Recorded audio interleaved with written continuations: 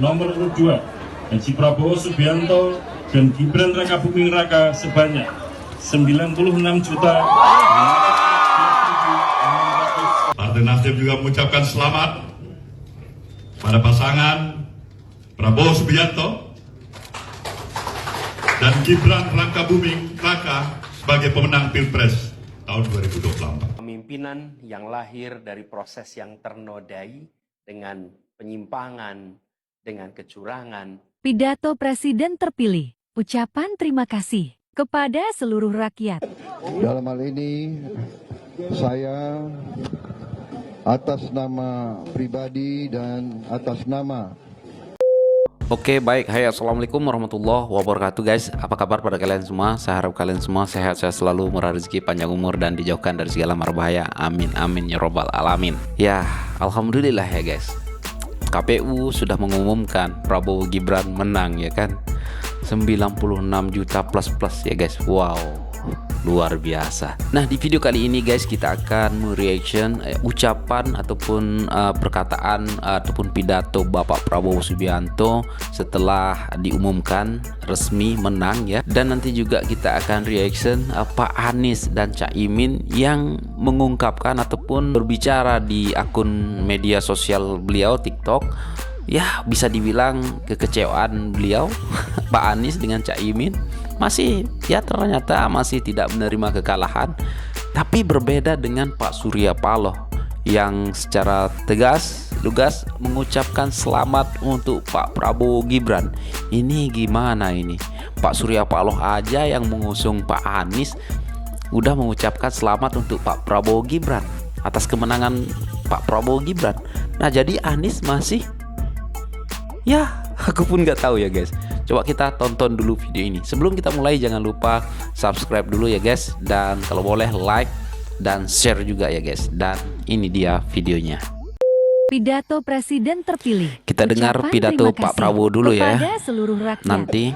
Dalam hal ini, saya atas nama pribadi dan atas nama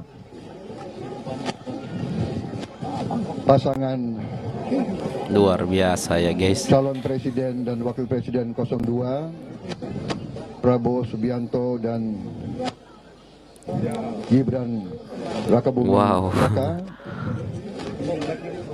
dan juga atas nama koalisi Indonesia Maju yang telah mengusung kami, ingin menyampaikan terima kasih dan penghargaan setinggi-tingginya Alhamdulillah ya guys kepada seluruh rakyat Indonesia yang telah menggunakan hak pilihnya pada luar pemilu biasa tahun 2024. Pemilihan umum yang telah kita laksanakan diakui oleh dunia, yang disampaikan kepada saya melalui ucapan-ucapan dan surat-surat oleh banyak kepala negara, kepala pemerintah, dan para duta besar. Mereka yang memantau jalannya pemilihan umum kita menyatakan sangat terkesan atas lancarnya pemilihan umum kita, atas tertibnya, dan atas ketenangan, kesejukan, dan suasana gembira. Nah, itu dia sedikit pidato Bapak Prabowo ya seusai KPU mengumumkan Prabowo pemenangnya, ya kan. Oke, coba kita lihat dulu sebentar. Ini detik-detik di kediaman Pak Prabowo, detik-detik KPU mengumumkan Prabowo menang, ya kan. Coba kita lihat dulu video ini. Suasana terkini di depan rumah Prabowo. Nomor urut 2 Haji Prabowo Subianto dan Gibran Rakabuming Raka sebanyak 96 juta. 96 juta lebih ya guys. Wow, sampai merinding mereka ya. Pasangan calon presiden dan wakil presiden nomor 3 Haji Ganjar Pranowo. luar biasa ya.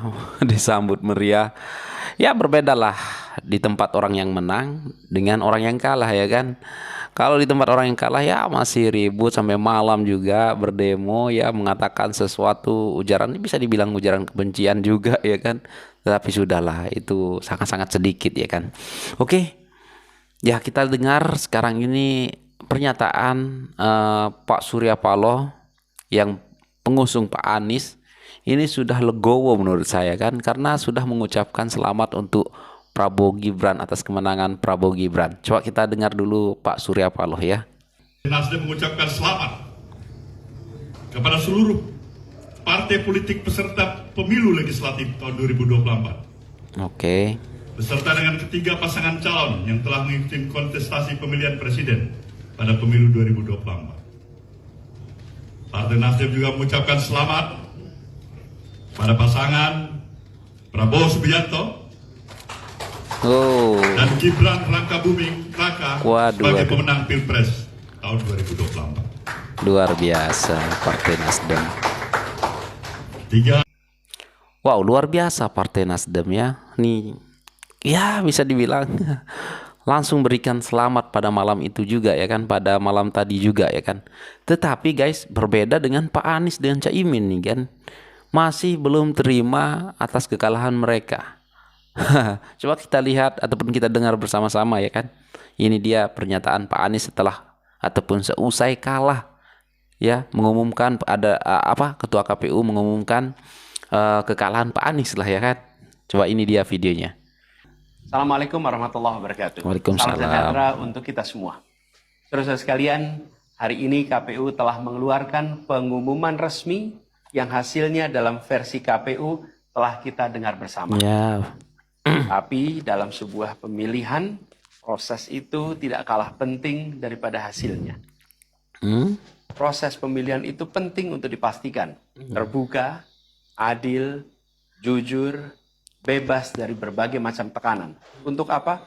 Untuk menjamin bahwa semua suara yang memenuhi syarat akan didengar dan akan dihormati. Udah, suara saya Proses pasti dihormati ya. Untuk dijaga agar memastikan legitimasi, kepercayaan, dan inklusivitas dalam hasilnya. Tanpa proses yang kredibel, legitimasi calon yang terpilih atau legitimasi keputusan bisa menyebabkan keraguan. Maka menjaga integritas pemilihan adalah fundamental untuk kelangsungan demokrasi dan untuk terpenuhinya aspirasi masyarakat secara keseluruhan. Atas dasar itu, izinkan kami menyampaikan pernyataan untuk mendakapi proses pemilu yang sejak awal hingga saat ini. Saya izinkan sekalian, Pak Anies. sepanjang perjalanan Pilpres kali ini, sejak awal kita semua telah melihat dan menemukan begitu banyak ketidaknormalan, kekurangan dan pembiaran terhadap proses yang tidak wajar, yang tidak pernah terjadi sebelumnya dalam sejarah bangsa ini. Sudah menjadi rahasia umum, berbagai kekurangan ini telah kita temui sejak jauh sebelum pencoblosan. Mulai dari rekayasa regulasi sampai ke intervensi alat negara. Dan semua ini telah menjadi catatan media serta jadi catatan publik. Mas Anies dan saya maju pencalonan sebagai capres dan cawapres ini untuk membawa misi perubahan, menghadirkan keadilan dan kemakmuran bagi semua, menegakkan kembali demokrasi dan menunaikan janji-janji reformasi. Dan berdasarkan catatan dari KPU tadi, ada puluhan juta orang yang menitipkan suara kepada kami. Ya, meskipun kalah ya Pak Anies. Maka demi memperjuangkan suara mereka yang percaya pada perubahan dan tetap teguh hingga akhir, kami memutuskan meminta tim hukum Timnas Amin untuk maju ke Mahkamah Konstitusi dan menyampaikan kepada majelis hakim serta publik luas tentang berbagai kekurangan dan penyimpangan yang telah terjadi selama proses Pilpres kali ini. Terlalu banyak temuan-temuan tentang proses demokrasi yang tidak berintegritas ini yang telah dikumpulkan oleh tim hukum Timnas Amin. Semua ini nanti akan disampaikan oleh tim hukum kepada Mahkamah Konstitusi. Kami mempercayakan sepenuhnya proses ini kepada tim hukum yang dipimpin oleh Saudara Ari Yusuf Amir. Dan tentu dikawal dan didukung sepenuhnya oleh tim Amin di bawah kepemimpinan Kapten Muhammad Saugi. Kami menyerukan kepada seluruh relawan dan pendukung, mari kita dukung sepenuhnya tim hukum berjuang di jalan konstitusional Tim hukum yang 1000 itu kayaknya ya. Sah. Dan kita semua akan terus menjaga etika demokrasi, menjaga suasana kedamaian dan persatuan. Oke. Saudara-saudara sekalian, kepemimpinan yang lahir dari proses yang ternodai dengan penyimpangan, dengan kecurangan akan menghasilkan rejim yang outputnya nanti, keluarannya nanti adalah kebijakan-kebijakan yang penuh dengan ketidakadilan. Dan ini yang tidak ingin kita. Pak Anies, siapa yang curang Pak Anies? Tidak ingin ini terjadi. Dalam prinsip negara demokrasi modern, ketika melihat ketidaknormalan, ketika melihat penyimpangan demokrasi, maka langkah yang dilakukan bukanlah marah-marah lalu melakukan agitasi kepada publik, tapi langkah yang dilakukan adalah mengumpulkan semua sinyalemen, yang demo-demo itu, yang marah-marah itu, untuk kemudian siapa nanti Pak Anies? Dibawa ke depan hakim, ke depan Mahkamah Konstitusi.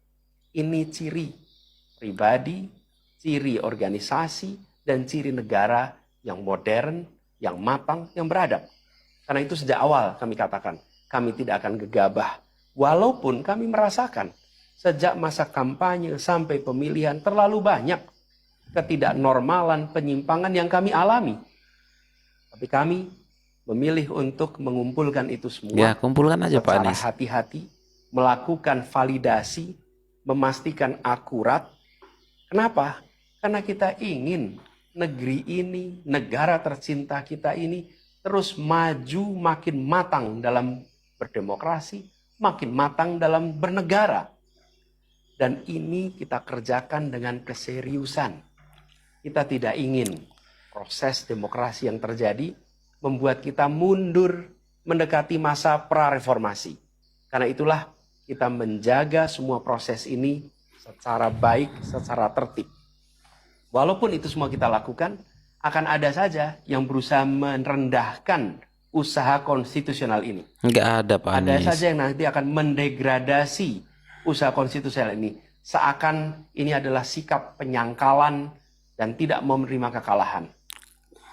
Izinkan kami tegaskan di sini. Kami tidak ingin membiarkan penyimpangan atas demokrasi itu berlalu tak ditantang. Kami tidak ingin penyimpangan itu berlalu tanpa catatan. Kami tidak ingin ini menjadi presiden yang buruk bagi generasi-generasi yang akan datang. Biarlah cukup berhenti sampai di sini. Jangan ada pembiaran. Bila penyimpangan, pelanggaran dibiarkan, dia menjadi kebiasaan. Bila kebiasaan dibiarkan, dia menjadi budaya. Kita tidak ingin budaya demokrasi kita penuh dengan ketidaknormalan. Kita ingin mengembalikan demokrasi kita menjadi demokrasi yang penuh dengan kewarasan. Demokrasi yang mengedepankan adab. Ini udah waras dah Pak Anies. Kita milih Prabowo waras ya. Kita ingin agar pengalaman ini nantinya tidak menular. Tidak menular kemana? Ke pemilihan-pemilihan berikutnya. Baik pilpres, nanti akan ada ratusan pilkada, akan ada pileg tingkat 1, tingkat 2, yang tidak boleh mengalami yang pernah kita saksikan sama-sama. Alah, caleg-caleg semua sama lah Pak Anies. Kami sadar, kita ini dalam situasi yang tidak normal. Banyak yang menyampaikan kepada kami, bahwa kemungkinan untuk bisa mendapatkan keadilan itu, kemungkinannya amat kecil. Berbagai pihak mengatakan, ini lembaga-lembaga negara yang terkait penyelenggaraan pemilu, terkait penyelenggaraan sengketa, telah terkooptasi oleh oknum-oknum yang sudah terbukti melanggar etik. Bahkan ada yang ketuanya sudah melanggar kode etik berkali-kali. Siapa itu? Sudah diberikan sanksi berkali-kali, tapi tetap saja dibiarkan menjalankan perannya. Padahal siapa ya? Perannya memiliki dampak pada kehidupan seluruh bangsa Indonesia dan perjalanan ke depan negara kita. Meskipun kita dengar itu semua, meskipun kita saksikan ketidaknormalan itu, Tapi kami tetap memilih berada pada jalan dan jalur konstitusi. Ya, bagus kalau kami berharap terus melewati jalur yang sudah disediakan ya. Tuhan yang Maha Kuasa.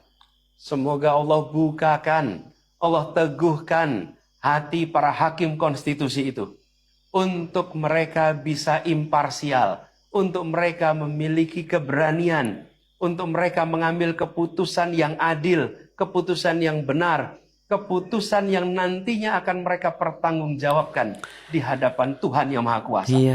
Keputusan yang akan mereka pertanggungjawabkan di hadapan sejarah perjalanan bangsa Indonesia. Yang akan dipertanggungjawabkan di depan anak cucu mereka di kemudian hari. Ini adalah harapan kita. Terus maunya Pak Anies dimenangkan gitu. Mereka akan bisa menjalankan apa yang menjadi harapan dari kita semua.